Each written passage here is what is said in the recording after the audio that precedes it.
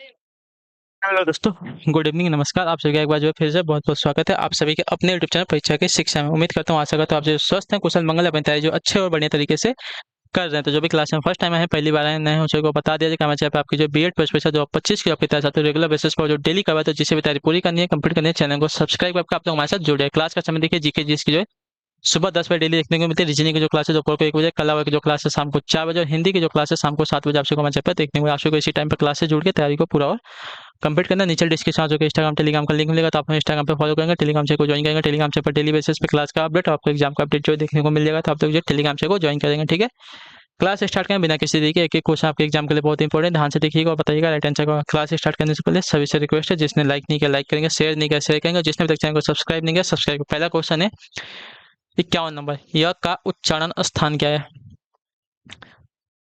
बताइए, य का उच्चारण स्थान क्या है? तो य का उच्चारण स्थान आपका तालु होता है। ऑप्शन नंबर आपका डी राइट हो जाएगा। ठीक, क्लियर सभी को?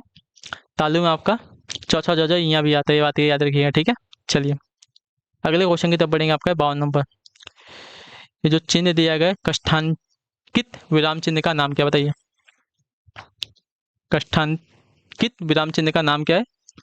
तो इसका नाम है आपका अर्धविराम। ऑप्शन नंबर आपका बी राइट होगा। क्लियर होगा? इसका है जो आपका विराम चिन्ह दिया गया है, इसका नाम है आपका अर्धविराम।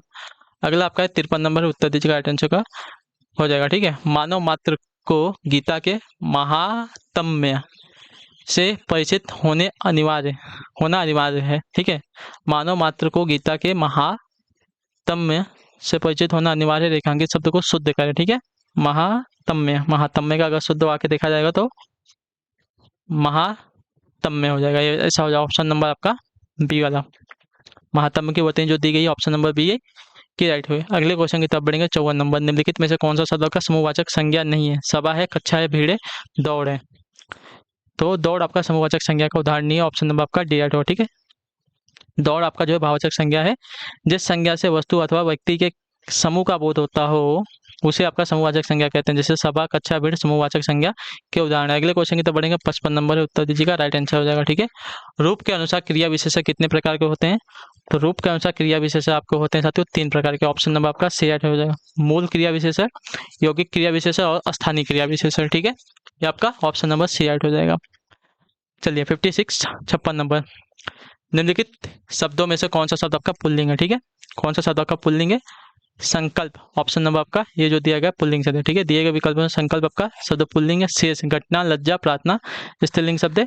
लज्जा जो है अकारांत भाववाचक संज्ञा और ये संज्ञा सदैव स्त्रीलिंग में होती है। ठीक है, अगले क्वेश्चन की तरफ पढ़ेंगे। 57 नंबर, सदा एक वचन में प्रयुक्त होने वाला शब्द कौन सा है? तो सदा एक वचन में प्रयुक्त होने वाला शब्द का देखा जाएगा आपका सहायता है। तो ऑप्शन नंबर आपका सी राइट है। क्लियर होगा इसके बारे में? सहायता हमेशा एक वचन में प्रयुक्त होता है, जबकि पौधा, पुस्तक, लड़का लिंग वचन कारक के कारण बहुवचन में भी प्रयोग होते हैं। ठीक है, जैसे पौधा का पौधे, पुस्तक का पुस्तकें, लड़का का लड़के हो जाएगा। 58 नंबर, निम्नलिखित में से कौन सा वाक्य जो है पूर्ण भूतकाल का उदाहरण है? तो पूर्ण भूतकाल का उदाहरण अगर देखा जाएगा साथियों, तो यहाँ पे जो है वे आए थे वाक्य जो दिया गया आपका पूर्ण भूतकाल का। तो ऑप्शन नंबर आपका सी राइट है। क्लियर सही को? क्रिया के उस रूप को पूर्ण भूतकाल कहते हैं जिसमें क्रिया की समाप्ति के समय का स्पर्श बोध होता है या क्रिया को समाप्त किए हुए काफी समय बिताओ। ठीक है, वे आए थे पूर्ण भूतकाल का उदाहरण है। अगले क्वेश्चन की तरफ बढ़ेंगे। आपका 59 नंबर है, जिस वाक्य में कर्ता की प्रधानता होती है, लिंग वचन प्राय कर्ता के अनुसार होते हैं, वे वाक्य क्या कहलाते हैं? तो वे वाक्य आपके कहलाते हैं कर्मवाच्य। ऑप्शन नंबर आपका ए राइट हो जाएगा। क्लियर? जिस वाक्य में कर्ता की प्रधानता होती है तथा लिंग वचन प्राय कर्ता के अनुसार होते हैं, वे वाक्य आपके कृत्यवाचक कहलाते हैं। जैसे राम पुस्तक पढ़ता है, ये आपका क्या हो जाएगा? कर्मवाच्य हो जाएगा। एक मिनट, कृतवाचक है ना, मैंने क्रमवाचक के लिखा है, कृतवाचक होगा। ऑप्शन नंबर आपका बी राइट है। ऑप्शन नंबर बी राइट है। जिस जिस वाक्य में कर्ता की प्रधानता होती है, लिंग वचन प्राय कर्ता के अनुसार, तो आपका कृतवाचक होता है। ये वाक्य आते हैं। ठीक है, चलिए, और जिस वाक्य में कर्म की प्रधानता होती है तथा लिंग वचन प्राय कर्म के अनुसार, तो वे आपके क्रमवाचक कहलाते हैं। ठीक है, और जिस वाक्य में न कर्ता न ही कर्म प्रधान होता है, वे केवल भाव की प्रधानता हो, वहाँ आपका भावाच्य होता है। ठीक है, अगला क्वेश्चन आपका है 60 नंबर, निम्न में अधिकरण कारक का परसक कौन सा है? तो अधिकरण कारक का परसक अगर देखा जाएगा तो पर आपका जो अधिकरण कारक का परसक होता है ऑप्शन नंबर जो ये दिया गया आपका कर्ता का परिसर आपका ने हो जाएगा, कर्म का परिसर आपका को हो जाएगा, करण का प्रतिकर आपका से के द्वारा हो जाएगा, संप्रदान का परसर्ग आपका को के लिए हो जाएगा, अपादान का हो जाएगा से, यानी कि अलग होने के भाव में या अर्थ में, और संबंध का परसर्ग हो जाएगा का की के रारी रे, और अधिकरण का हो जाएगा में और पर परसर्ग हो जाएगा, और संबोधन का हो जाएगा हे अरे हाय। ठीक है, चलिए 61 है 61 नंबर, उत्तर दीजिएगा राइट आंसर का। जिन शब्दों की उत्पत्ति का पता नहीं चलता उन्हें क्या कहा जाता है, तो उन्हें कहा जाता है आपका देशज शब्द। ऑप्शन नंबर आपका बी राइट होगा। क्लियर, जिन शब्दों की उत्पत्ति का पता नहीं चलता उन्हें देशज शब्द कहा जाता है। चलिए, और जो है क्लियर से जो शब्द विदेशी भाषा जैसे अरबी, फारसी, पुर्तगाली, चीनी, अंग्रेजी आदि से लिए गए हैं उन्हें आपका विदेशज कहा जाता है। संस्कृत के मूल शब्द के तत्सम शब्द कहलाते हैं, उनसे उत्पन्न शब्द को तद्भव कहते हैं। ठीक है, अगला है आपका 62 नंबर,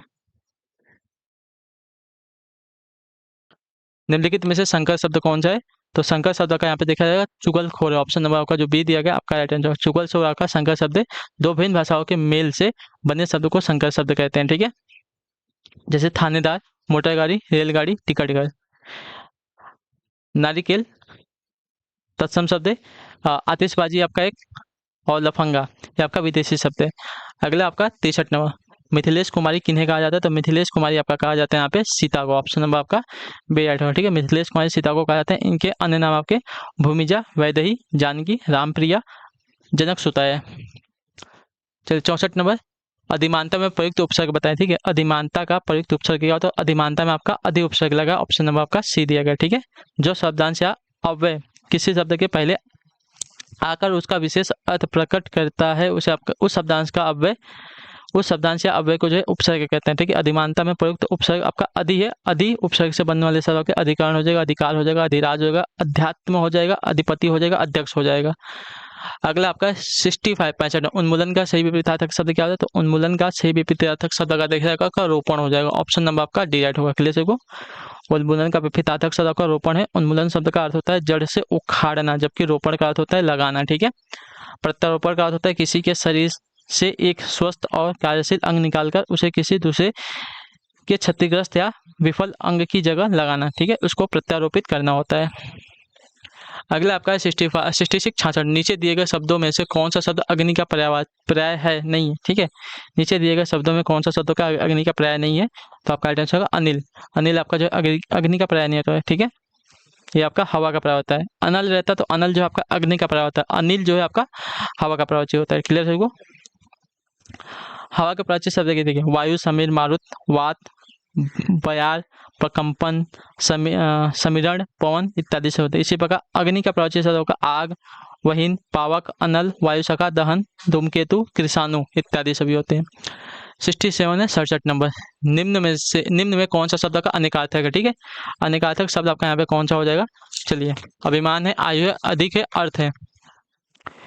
तो यहाँ पे आपका अर्थ जो दिया गया आपका अनेकार्थक शब्द है। ऑप्शन नंबर आपका डी राइट हो। ठीक है, क्लियर से अर्थ जो दिया गया आपका अनेकार्थक शब्द है। धन मतलब अभिप्रिय, इंद्रिय, विषय, ये इसके अनेकार्थक शब्द हो जाएंगे। क्लियर से अगला है आपका 68 68 अभिज्ञ, अनभिज्ञ शब्दों का सही अर्थ बताइए। तो देखिए अभिज्ञ का अर्थ होता है जानकार और अनभिज्ञ का होता है ना जानकार। ऑप्शन नंबर आपका सी राइट हो जाएगा।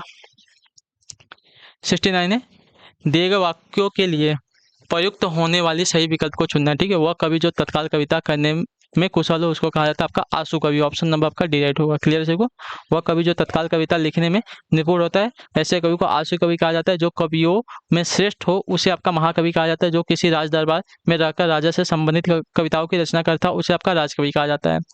70 नंबर है दीर्घ संधि, गुण संधि, वृद्धि संधि, यड़ संधि व अयादि संधि संधि के किस मूल भेद के अंतर्गत सन्निहित है, तो ये सभी के सभी आपके जो है स्वर संधि के अंतर्गत आते हैं, सन्निहित है। तो ऑप्शन नंबर आपका बी राइट हो जाएगा। क्लियर सभी को, चलिए अगले क्वेश्चन की तरफ बढ़ेंगे। 71 भूधर्व का संधि क्या होगा बताइए। भूधर्व का संधि विच्छेद क्या हो जाएगा, तो भूधर्व का संधि का भूधन उधर्व हो जाएगा। ऑप्शन नंबर आपका बी राइट हो जाएगा। और इसमें अगर संधि की बात करें तो इसमें आपका दीर्घ स्वर संधि लगा। ठीक है, क्लियर होगा इसके बारे में। चलिए अगला है आपका 72 नंबर हमें यथाशक्ति दान करना चाहिए रेखांकित शब्द में समास को पहचानिए। ठीक है, हमें यथाशक्ति दान करना चाहिए रेखांकित शब्द में इस समास को पहचानना है। यहाँ पे आपका समास जो है यथाशक्ति में आपका अव्ययभाव समास है। ऑप्शन नंबर जो ए दिया गया आपका जिस समास का पूर्व पद प्रधान तथा अव्यय हो उसे आपका अव्ययभाव समास कहते हैं। अगला आपका 73 है 73 नंबर आचार्यों ने कहा है कि अहिंसा ही परम धर्म है।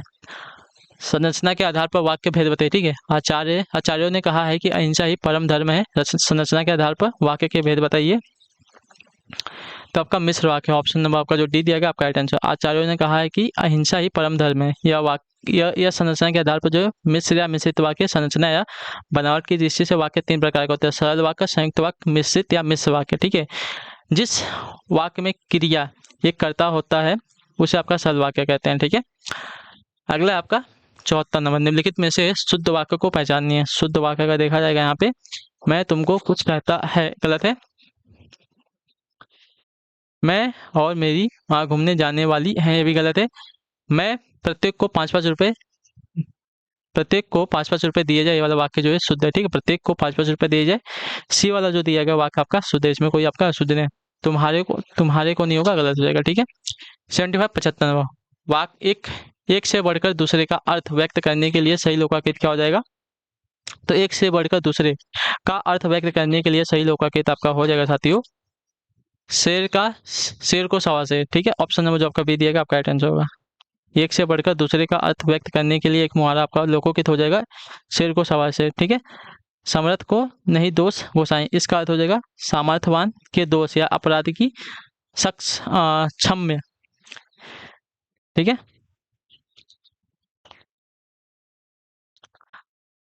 अगला है आपका 76 बाढ़ पीड़ितों की सहायता के संबंध में पत्र लिखा जाता है किसको? तो आपका राइट आंसर जिला अधिकारी को। ऑप्शन नंबर आपका बी राइट होगा। क्लियर सभी को? बाढ़ पीड़ितों की सहायता के संबंध में पत्र जो है जिला अधिकारी को लिखा जाता है, ऑप्शन नंबर बी राइट है। 77 किसी अधिकारी को पत्र लिखना हो तो संबोधन किया जाता है किसको? बताइए, किसी अधिकारी को अगर पत्र लिखा है तो कौन सा संबोधन किया जाता है? तो किसी अधिकारी को अगर पत्र लिखा है तो संबोधन आपका माननीय महोदय से किया जाता है। ऑप्शन नंबर जो आपका ये दिया गया है आपका राइट आंसर है। अगला आपका 78 है, काकल्य वर्ण कौन सा है? तो काकल्य वर्ण की अगर बात करेंगे तो आपका ह आपका एक काकल्य वर्ण के अंतर्गत आता है। तो ऑप्शन नंबर आपका जो सी दिया गया आपका, जिन व्यंजन ध्वनियों के उच्चारण में मुख्य गुहा खुली रहती है और वायु बंद कंठ को खोलकर झटके से बाहर निकलती है उसे आपका काकल्य व्यंजन कहते हैं या काकल्य ध्वनि कहते हैं। ठीक है, 79 किस वाक्य में विराम चिन्ह का उचित प्रयोग नहीं हुआ है? ठीक है,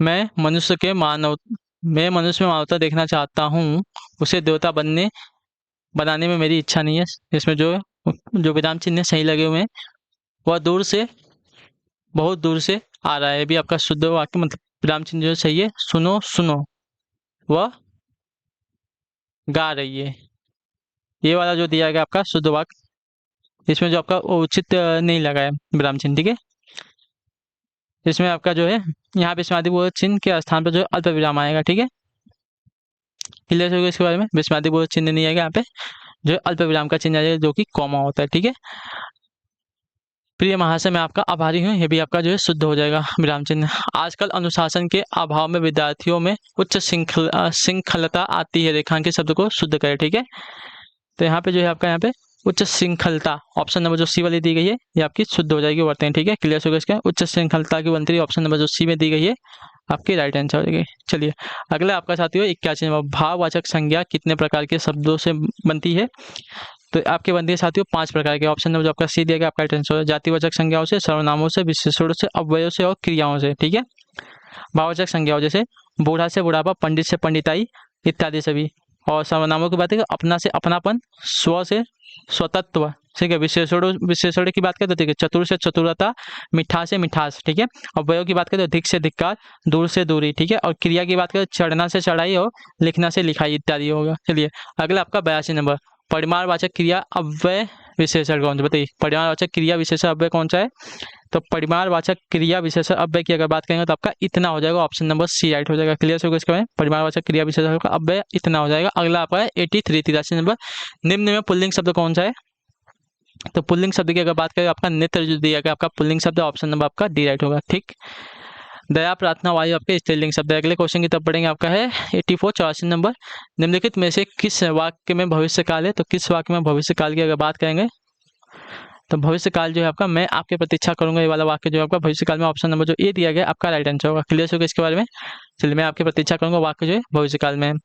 85 निम्नलिखित में से कौन सा भाववाचक का उदाहरण है? ठीक है, भाववाचक का उदाहरण कौन सा? तो भाववाचक का उदाहरण जो दिया गया यहाँ पे मुझसे गाया नहीं जाता, ये वाक्य जो है भाववाचक में है, ठीक है। मुझसे गाया नहीं जाता जब वाक्य में कर्ता या कर्म के इतर भाव की प्रधानता हो तो उसे आपका भाववाच्य कहा जाता है, ठीक है। जिसमें अकर्मक क्रिया का प्रयोग होता है, कर्म की प्रधानता होने पर कर्मवाच्य होता है, या कर्म के बिना नहीं बनाया जा सकता, ठीक है। अतः इसमें हमेशा जो है सकर्मक क्रिया ही प्रयुक्त होती है भाववाचक में। कित्वाचक में कर्ता प्रधान होता है, इतना याद रखेंगे, ठीक है। 86 नंबर, वाक्य में जिस शब्द में क्रिया के संबंध का बोध होता है उसे क्या कहते हैं? तो उसे कहा जाता है आपका करण कारक। ऑप्शन नंबर आपका सी होगा, ठीक है। क्लियर देखो, वाक्य में जिस शब्द से क्रिया के संबंध का बोध होता है उसे आपका करण कारक कहा जाता है। ऑप्शन नंबर सी है। अगला आपका 87 है, निम्न में से कौन सा शब्द विदेशी है? तो विदेशी शब्द की अगर बात करेंगे तो विदेशी शब्द आपका जो है यहाँ पे मील आपका एक विदेशी शब्द है, ठीक है। क्लियर देखो, जो दूरी का मात्रक होता है। चलिए 88, पंकज जलज आदि किस प्रकार के शब्द हैं? पंकज जलज आदि जो है किस प्रकार के शब्द है? तो ये सभी आपके योगुण शब्द है। ऑप्शन नंबर जो आपका सी दिया गया आपका राइट आंसर। पंकज जलज आपके जो योगुण शब्द है, तो ऑप्शन नंबर सी जो दिया गया है सही हो जाएगा, ठीक है। क्लियर है। अगले क्वेश्चन की तरफ बढ़ेंगे। आपका साथियों 89 है, 89 बुरे अर्थ में प्रयुक्त होने वाला शब्द उपसर्ग किन भाषा का है? बताइए। बड़े अर्थ में प्रयुक्त होने वाला बद उपसर्ग जो है किस भाषा में है? तो बद जो है आपका साथियों हो जाएगा साथियों उर्दू फारसी, ठीक है। ऑप्शन नंबर जो सी दिया गया आपका बुरे अर्थ में प्रयुक्त होने वाला बद उपसर्ग जो है उर्दू भाषी भाषा का है, ठीक है। बद उपसर्ग से बनने वाले शब्द आके देखिए, बदमाश हो जाएगा, बदनाम हो जाएगा, बदकिस्मत, बदबू इत्यादि सब हो जाएंगे। 89 90 नंबर, ठीक है। 90 है, ज्येष्ठ मास में निर्जला एकादशी का व्रत बहुत कठिन होता है, रेखांकित शब्द का विपरीतार्थक शब्द क्या होगा? देखिए ज्येष्ठ का अगर देखा जाएगा, इसका क्या होता है? विपरीतार्थक यानी कि विलोम शब्द बताना है, ठीक है।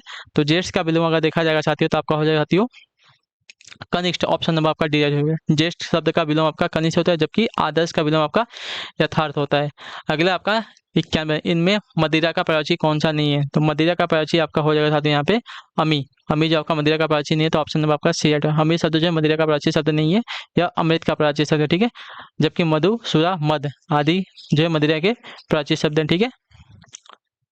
92 नंबर, प्रमत्त स्वेच्छाचारी का अनेकाधिक शब्द क्या होगा? तो प्रमत्त स्वेच्छाचारी का अनेकाधिक शब्द का देखेगा उन्मत्त हो जाएगा। ऑप्शन नंबर आपका ए है, ठीक है। प्रमत्त स्वेच्छाचारी का अनेकाधिक उन्मत्त भी होता है, तो ऑप्शन नंबर आपका ए राइट है। अगले क्वेश्चन की तरफ बढ़ेंगे। 93, कूल और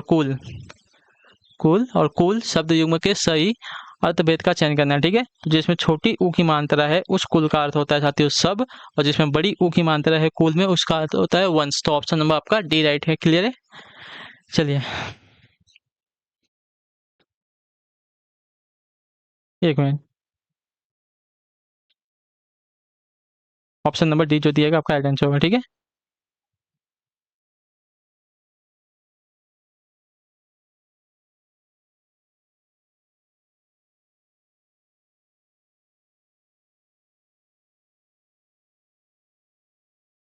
एक मिनट रुकिए। हम्म, सब और वंश वाला गलत हो जाएगा, आपका ये वाला होगा, ठीक है। जिसमें छोटी यू की मात्रा होती है उसका वो होता है कुल का मतलब वंश, जिसमें बड़ी यू की मात्रा उसका होता है किनारा, ठीक है। तो ऑप्शन नंबर बी वाला राइट होगा, डी वाला नहीं। चलिए 54, जो व्याकरण जानता है रिक्त स्थान एक शब्द में क्रम एक शब्द के क्रम में सही विकल्प चुनिए, ठीक है। जो व्याकरण जानता है उसको क्या कहते हैं? तो उसको कहा जाता है साथियों आपका व्याकरण। ऑप्शन नंबर आपका सी आ जाए, जो व्याकरण जानता है उसको व्याकरण कहते हैं, ठीक है। 95 नंबर, अन्वेषण का शुद्ध संधि विच्छेद क्या होगा? तो अन्वेषण का शुद्ध संधि विच्छेद देखा जाएगा अनुधन एसड़ होता है। ऑप्शन नंबर आपका डी है, ठीक। क्लियर है इसके बारे में? अन्वेषण का शुद्ध संधि अनुधन एसड़ है। 96, महाधन ईस का संधि विच्छेद संधि रूप क्या होगा? तो महाधन ईस का संधि रूप अगर देखा जाएगा तो आपका हो जाएगा साथियों महेश। ऑप्शन नंबर आपका सी राइट होगा, ठीक है। महाधन ईस का संधि रूप अगर देखा तो महेश हो जाएगा, यह गुण संधि का उदाहरण, ये बात भी याद रखेंगे। चलिए 97 नंबर है, शास्त्र प्रवीण महाविद्यालय में पीताम्बर धारण करने आते हैं उस वाक्य में तत्पुरुष समास कौन से शब्द में है? तो आपका है जाएगा शास्त्र प्रवीण में, ठीक है। ऑप्शन जो ये दिया गया आपका शास्त्र प्रवीण महाविद्यालय में पीताम्बर धारण करने आते हैं वाक्य में शास्त्र प्रवीण शब्द में तत्पुरुष समास है, इसका समास विग्रह शास्त्र में प्रवीण होगा, प्रस्तुत शब्द में अधिकार तत्पुरुष समास है, ठीक है। अगला आपका है 98 नंबर, जब पानी बरसता है तब मेढक बोलते हैं में जब पानी बरसता है कौन सा वाक्य है? तो जब पानी बरसता है इसमें अगर वाक्य देखा जाएगा तो आपका क्रिया विशेषण उपवाक्य, तो ऑप्शन नंबर आपका सी राइट होगा। ठीक है, जब पानी बरसता है तब मेढक बोलते हैं, इस वाक्य में जब पानी बरसता है तो इसमें क्रिया विशेषण उपवाक्य। अगला क्वेश्चन आपका साथियों 99 नंबर, निम्नलिखित में कौन सा वाक्य शुद्ध है? तो निम्नलिखित में वाक्य शुद्ध की अगर बात करें तो ऊपर के वाक्यों में, अच्छा देखिए, वो कोई भी वाक्य आपका शुद्ध नहीं है, ऊपर के वाक्य में कोई भी आपका शुद्ध नहीं है। ठीक है, फूलों की सौंदर्यता दर्शनीय है। ठीक है, फूलों का सौंदर्य दर्शनीय होगा, फूलों की सौंदर्यता दर्शनीय आपका गलत हो जाए। ठीक है, फूलों का सौंदर्य दर्शनीय होता है। ठीक है, यहाँ ताजा और गर्म भैंस का दूध मिलता है, यहाँ भैंस का ताजा एवं गर्म दूध मिलता है, ये गलत हो, सही होगा। ठीक है, उसे मृत्युदंड की सजा दी गई, उसे मृत्युदंड दिया गया, मृत्युदंड खुद एक सजा है तो यहाँ पे सजा शब्द नहीं आएगा। ठीक है, 100 नंबर, निम्न में अल्प प्राण व्यंजन कौन सा है? तो अल्प प्राण व्यंजन की अगर बात करेंगे तो यहाँ पे अल्प प्राण जो है आपका गौ, गौ आपका जो अल्प प्राण के अंतर्गत आ जाएगा, तो ऑप्शन नंबर जो आपका बी दिया गया आपका राइट आंसर हो जाएगा। ठीक है, तो इसी के साथ जो आपकी क्लास है आज की पूरी होती है, कंप्लीट होती है। उम्मीद करता हूँ आपको जो क्लास है साथियों अच्छी लगी है। और देखिए अल्प प्राण की अगर बात करें, प्रत्येक वर्ग का दूसरा और चौथा वर्ड आपका जो होता है महाप्राण होता है। ठीक है, प्रत्येक वर्ग का दूसरा और चौथा आपका महाप्राण होता है, पहला होता है आपका अल्प प्राण, ये बात याद रखेंगे। ठीक है, तो इसी के साथ आपकी क्लास जो है आज की कंप्लीट होती है। उम्मीद करता हूँ आपको क्लास अच्छी लगी, पसंद है अपना जो फीडबैक है क्लास के नीचे कमेंट में दिए। क्लास अच्छी लगी क्लास को लाइक करके चैनल को सब्सक्राइब करके जाए। हम आपसे मिलते हैं आपकी अगली क्लास में, तब तक के लिए टाटा बाय बाय, जय हिंद, जय माता। क्लास से जुड़ने के लिए बहुत बहुत ही धन्यवाद साथियों।